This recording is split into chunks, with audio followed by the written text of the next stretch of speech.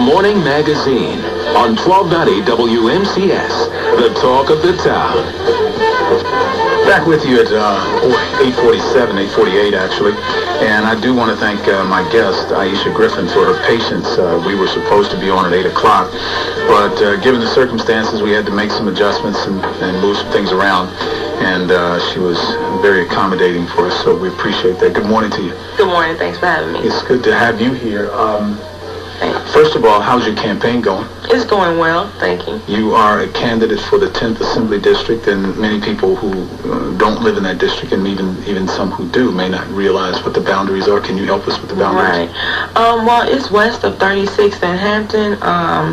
I know as far as north as Carmen Avenue, it goes east of Lake Drive and south of East Center Street. It's pretty, as many of them are, pretty vast district. Right.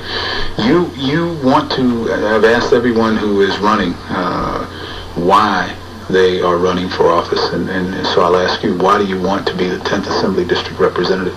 Well, based on the situations within the district, like I always say, I'm the only candidate that actually has a plan, a platform, and a vision for the 10th district. I'm the only candidate that actually has lived the longest in the district, regardless of redistricting. And I also, based on that fact, am the only candidate that can actually identify with the struggles and the sacrifices and the suffering of the 10th district. Mm-hmm. And that's necessary. You have a written plan, which I can tell you is more than I've seen from most people who have been through here, at least to talk to me about what their platform is. Most rely on their verbal skills to articulate their plan, but you put it in writing, which kind of binds you to the things that you said that you will do. Let's talk about your plan. What are the elements? Well, it's my Ieshuh for the People plan. I have charts of the things I would like to do if I'm elected. It's about building the community from the inside out and actually addressing poverty and trying to uplift the district out of poverty and economic growth and government accountability. I have the Mend Us Massive Economic Neighborhood Development Under Supervision. That talks about not just being recipients of short-term temporary jobs, but actually bringing the work and the contractors and the training into the district so that people wouldn't have to go out of the district based on the fact that transportation is scarce inside the district. CCCs are community compliance officers where, unfortunately, we just had a tragedy, and I commend the officers who put their lives in harm's way for other people, but unfortunately in the 10th district, we have a lot of police misconduct. So community compliance officers will implement, we have regular meetings, and they'll tell us where the government is failing them. They'll tell us where the police misconduct is, so we can talk with the Department of Justice and different things about the nature so that people won't be afraid in their own community. And also the community compliance officer would tell me what I would need to do. So you're suggesting that we establish that position, right, in the 10th and maybe throughout. And one thing about my plan, it's workable for the whole city, mm-hmm. And for other districts as well. But it's job creation. Everybody is talking about job creation, but you actually have come up with an idea. Oh, definitely.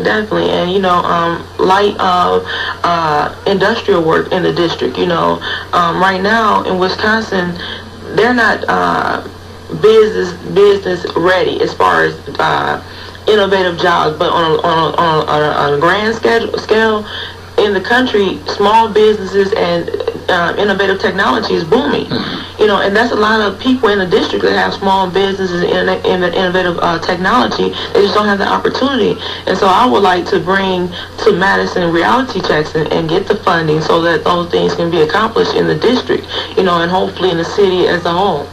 Ieshuh Griffin is my guest. She's a candidate for the 10th Assembly District. I've always found you rather fascinating. Let me go back to, I think, what I know to be your introduction to the political world, and rather crude but eye-opening for some people. It was crude to some. I'm sure you meant it as an eye-opening expression of who Ieshuh Griffin was and what you intended to do, but not the white man's bitch was how you introduced yourself.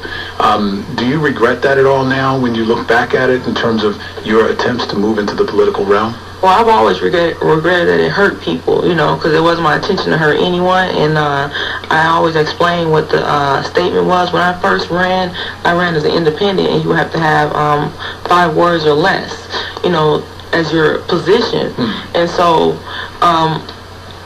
my intention was every word had a meaning. Not the white man was in quotations, and I was saying the power structure things, and saying that I wasn't the rollover, and that the female dog is only made to breed. So I will definitely repeat my explanation as many times as a person will ask me to explain it, but the position that I took wasn't to offend anyone. It was trying to make a direct statement and relate with the people in the district, Do you, as your campaign goes now, and you look at the same power structure that was in place then, I would take it that your attitude hasn't changed about that. Your position hasn't changed. Oh no, my position not at all. It hasn't changed, and we're in a brutal circumstance, and sometimes you have to use brutal terms for brutal realities, and but I'm more careful now of the way I. Do you think people understand you, as particularly when you leave the forums and when you leave people's doors when as you do your campaigning? Oh, definitely. I have a lot of support, and I'm surprised that some people in some circles don't even mention me running in this campaign. I get emails. I have a lot of support. And Shorewood, like I was telling you on Friday, a Shorewood resident said, we did a poll on Shorewood Patch, and you're leading 70% Really? as who they would like to see run, win. And so I actually saw that poll. What do you think your appeal is when you because you know how people view political types, and I would say that for some people you are the antithesis of what their impression is of what their representative should be. Just on the surface, they don't know. Right. I know more than I do, but certainly on the surface, I'm sure that's a reaction you've gotten from many people. I respect people's opinions and assumptions, but as people get to know me, they realize they don't believe the hype, and understand where I'm coming from. And the outrage is about the outrage that's going on. And, I grew up around what's going on, and as a mother myself, I can't accept being a mother and just sitting back and watching these conditions my children grow up. So it's a responsibility that I think we all have to adhere to try to make a change, and that's all I'm trying to do, and hopefully I'll get the opportunity to make that change. My committee is called the Poor People's Piece of the Pie campaign, and it's saying the poor people because right now a lot of people treat us as byproducts, especially in the 10th district, and so it's a lot of controversy, and I was shocked to find out that they canceled the community brainstorming airing after I told you about it, and you will see if they were to air it. I was the only candidate that had a plan. I answered the questions and talked about the issues, and you have a lot of candidates that I call community counterfeit candidates, that are running for special interest or self-interest, have no intention of actually serving the people. So when I talk with the people and tell them my plans, and actually when I ran for the first time, which was for this position, I told everyone what my slogan meant, and they signed my papers, and I've had white people, or quote unquote white, because I don't want to offend people. Some people might not say white, they might say Caucasian, and a lot of people understood it. Some people did not like that after I explained it to them. They understood my position. So I never have a problem with the open dialect with people about what's going on. I can understand hesitations. Sure. Let me do this. 8:57 is the time. We're going to take a break here. We'll come back. We're going to talk more with Ieshuh Griffin, who's a candidate for the 10th Assembly District seat that will be left vacant by the either ascension to the state senate or the loss of Beth Coggs to local government. She and three other candidates are seeking the seat. I want to find out what you think are the differences between you and your opponents, a little bit more about your background, who you are for people who may not know, and who knows where else we'll go. It's the Morning Magazine on 1290 WMCS, the talk of the town. It's 9:09 on the Morning Magazine. Ieshuh Griffin, candidate for the 10th Assembly seat, is my guest this morning. Let me grab a phone caller here and put this in, and others too that might have questions or comments. Welcome at 799-1290. Tashina, I believe, is the name. Good morning, Tashina. Welcome. Good morning. I just want to say, Ms. Griffin, you are the reason I voted for the first time. And I think you're doing a great job, and I'm definitely going to vote for you again. I appreciate that. Thank you. Thank you. All right, Sheena, thanks for the call. You have a plan. You put it on the table. The Massive Economic Neighborhood Development Under Supervision, MENDUS, is the plan that you put forward, and it has a number of elements. You talked about the community compliance officers. Calendared constituent service days is another element of it. In-your-face Fridays. The up-and-coming post. All of these things are meant to do what? To address the poverty, to kind of reduce poverty, economic strength, government accountability. For instance, calendar constituent service days is something that I promise that if I'm elected, you will always see me on Wednesdays and Fridays, unless, something is scheduled, where Wednesdays deal with issues about women, because it's a lot of things that women go through that are not being addressed. I always talk about how assaults, we have more assaults than we have homicides, and there are more assaults happening to women in Milwaukee than in a lot of other places, and a lot of that is going on in the 10th district. In your face Fridays, anyone can come, from any district, any part of the city. These would be public sessions? Right, public. And we discuss the issues, and not just discuss it, but have solutions, to what needs to be done. And I report to the people, the up-and-coming post serves the youth. One thing I talked about in a prior forum was the fact that we always say the youth, but the statistics don't show that. When we have homicides, the majority of times the assailants and the victims are over 21. And so, like I said, their future is our future. So their demise is our demise. A little bit cold here. And so it talks about vouchers for clothing, study centers for the children. Unfortunately, there's a lot of broken homes out here, and I was fortunate enough that my parents just celebrated their 50th wedding anniversary. Wow. And so I was fortunate enough to have my parents in a home and have a ladder to climb up, and to talk to them about different things. But we don't have a lot of that in the district. Sometimes the only meal children get is when they're in school. And a lot of times I see bands, and I'm amazed with the number of children I see lined up just for a brown paper bag. And so I want to have an up-and-coming post that addresses those issues for the youth. You seem to address things in a real-life, real-time sort of way, which is rather uncommon. I mean, it's amazing to me, and I've met a lot of candidates in 20 years of being here in this city. Many times it's a kind of ritualistic conversation we have. They say the same things that the last person said, and you almost get the sense that they're not really connected to the issues or the people that they say they want to represent. I don't get that from you. Right, that's what I said. I want to bring a reality check to Madison. I want to talk about serious issues that go unaddressed. At the community brainstorming, when they asked me did I support the union, and I said yeah, but I also support those who are not unionized, like the women on W-2, that they're working for $5.15 an hour when minimum wage is $7.25. And it's my position that violates federal labor standards. So that's an issue that I want to address right away. I remember when the flooding occurred, and that was probably the last time that you and I sat down at a table together. And I assume you remember us being at this meeting. We were at Park Lawn, and I remember you broached some radical ideas, what I thought were radical at the time. I thought, we should be moving on a fast track. But you had some ideas that, in my view, were going to take longer to reach, but no less important and significant. You have this idea about how government could work in the interest of people, which I think is commendable.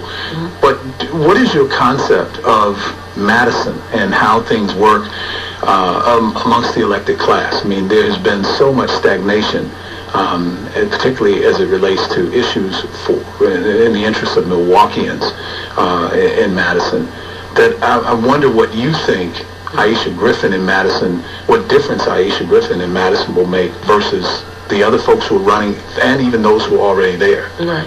Actually, the first time I went to Madison, I was trying to get help about the situation with my sister. And I saw a lot of our elected officials. And I was basically ignored. And then there were some people who were from other parts of the state. And they said, you know, all you have to do is do this and that and this and that. And I said, well, why aren't they telling me that? Why aren't the people from Milwaukee telling you that? Right. And one of the representatives took me in a room where people were planning. He said, this is how we do this and this is how we do that. And I said, wow, you know, it seems so hard to get help, but then it seems so simple to just to do the right thing. And I said, you know, if I was elected, I would learn how to write laws and how to bring resources to the people and kind of push referendums and petitions and actually put the people on the same platform. You know, we're supposed to represent the people. We're supposed to go and fight. And a lot of times you hear candidates, all they'll say is, I'm going to fight and I'll be a voice, and that's a given. You know, but what are you going to bring back, you know, and what kind of fight will you do? And I think that's one thing that separates me from the candidates in this race is that all you hear is saying, I'm going to fight and I'll be a voice. No platform, no vision. And like I stated, even Sandy Patch asked me, can she use my platform, my plan, if she were to be elected? You know, so that says a lot. Well, that's a compliment. I mean, there's nothing wrong, I guess, with somebody asking to share your good idea. Right. If they actually do. And oftentimes they do it and they don't give credit. I also get the sense from talking with you, not only now, but even in the past, even as you talked about your sister, I believe Ieshuh? April, I'm sorry. April.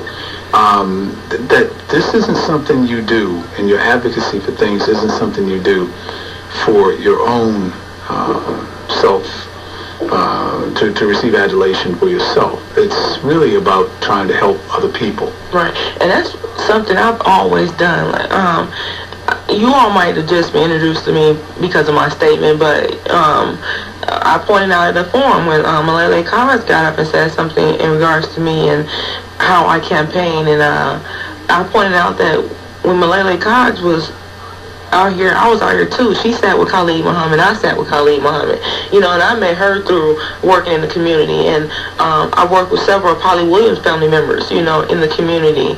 I've always been in the community doing work and trying to help people. It's just something that I feel that is necessary, you know. For those people who don't know you, you mentioned, you know, people and issues that you've worked on.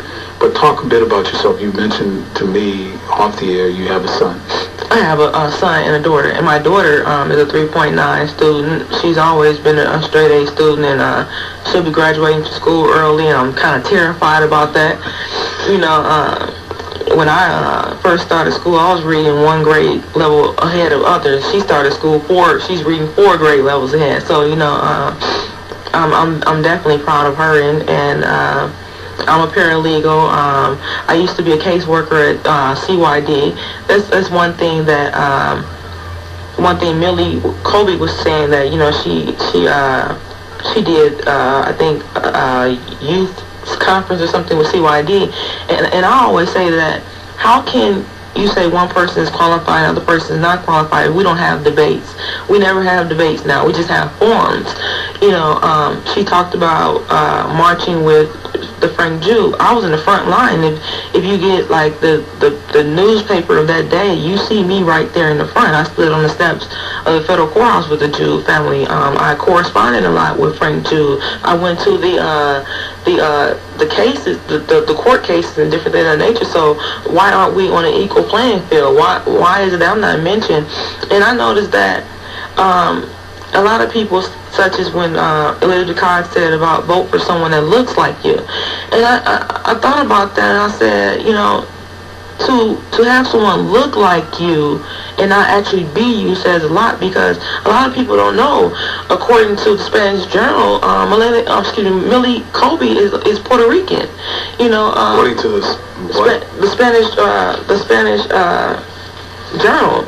It clearly says in a recent article she identifies herself as being Puerto Rican, and if you look at the footages of the forum, she always says about African Americans, they or them. She don't say we or us, and so that goes to show that when she made that comment about look like you, That's Cox made it. Right. Yeah. How far will you go to not have someone that is of the district and actually are, really in the district, really wants to run, and you put someone in there that, which I call Millie Kobe the Matrix, because I don't understand it, some things just don't add up.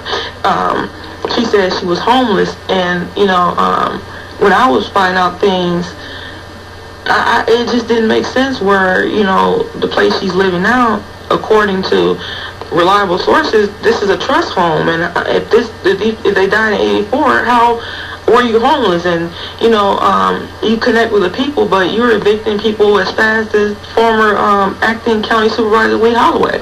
So I'm just looking at different things, and she owns homes from Buffalo to Brown Deer, and she said she lived in Shorewood for several years, but 2 years ago she said that she lived in the 2nd district, when she was running for Nakia Harris. So against Nakia Harris, and if I were not to win as a constituent, I would like to know why is there so many discrepancies, And you are a resident of the 10th district. Right. The last thing here before we wrap up, what do you, if Ieshuh Griffin doesn't win this race, what are your plans? Have you started thinking beyond this? I kind of view you as like a chess player. I think you've already got your moves kind of mapped out, but and obviously you've staked a lot on winning this election, but there have been criticisms of you in the past because you've run in several elections, and is there a plan to continue to run to try to get to some public office? As long as the people want me on the ballot, and I'll definitely run, And the people want you on the ballot. This isn't something that Ieshuh Griffin has just decided that she wants to do. Oh, initially when I first ran, I wanted to run to make change. I still run to make change. But oftentimes after the elections, I have people from all walks of life, all type of professions that ask me not to stop running. And are you going to be on a ballot and this and that, different things of that nature. So if it was about myself, I wouldn't run. I can definitely move on, because one thing about me, I fought all my life, and I'm going to continue to fight. We have to fight. That's a given. But it's not about me. So like I said, I look at the youth and who's going to help them, or the elderly, different things of that nature. And so I think about the totality of circumstances, and I say, okay, I'll do it again. Let me grab these last 2 calls before we let you go here. Okay. Tiara, good morning. Welcome you on with Ieshuh Griffin. Tiara, good morning. I was just wanted to say that I agree with the host on the thing that he said about, Ieshuh, you being real, because I've seen you, campaigning in front of Fastest Friendly and things like that to get on the ballot and stuff, and walking in the hood and just telling everybody, with the real.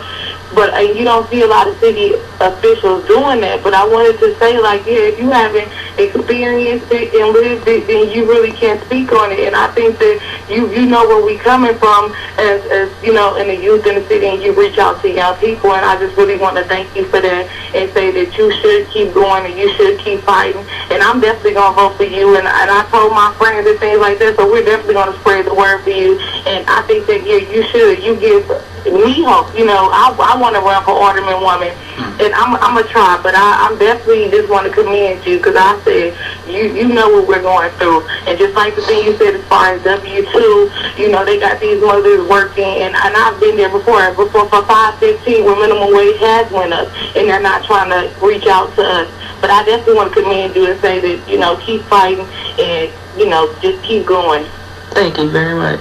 Tiara, thanks for the call. Mr. Moore, good morning. You're on with Ieshuh Griffin. Hey, good morning, Eric. Good morning. Hey, Ms. Griffin, how you doing? This is your teacher from Learning Enterprise, Mr. Moore. How you doing, Mr. Moore? How you doing, baby? I am so proud of you, girl, and I want you to come canvass my neighborhood. I just took up a sign that was in front of my yard. I'm not going to say the name. So I'm over on 16th and Olive. When you canvass, you bring me a yard sign, and as always, you got my support. And I'm also proud of your daughter, who is also my student for Brown Bay. Yeah.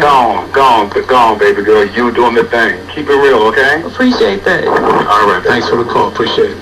924. Closing remarks. I want to again thank you for having me on your show, and I just hope that the people give me an opportunity. You know, as I stated, I haven't asked for donations. I'm not asking for money. I'm just asking for opportunity. So do you have yard signs? I had a couple of homemade yard signs. They're all gone, but I was just thinking about Mr. Moore's request that you put one up in his yard, but I would imagine your campaign it is as grassroots as it comes. Yeah, definitely. You know, and it's definitely for the people. And if I don't win, I'm not going to be dismayed about it. You just got to keep on hitting at the rock till it breaks. And sometimes, you know, it's the 100 hit that breaks the rock. You never know. Ieshuh Griffin, thank you so much for coming in. We'll talk again. Appreciate Good luck it. at your campaign.